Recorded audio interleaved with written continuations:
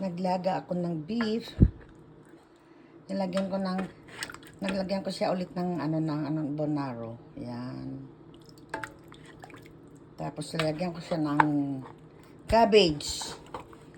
Lagyan ko ng cabbage, pechay.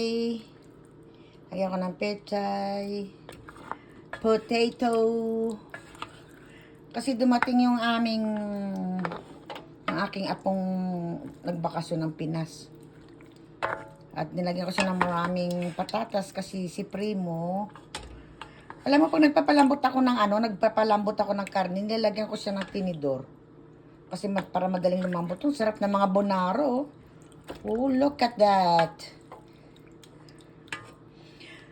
Bonaro is really good to our brain. It's help our brain to be good and like a collagen. Magandang tanghali. That is our lunch for today.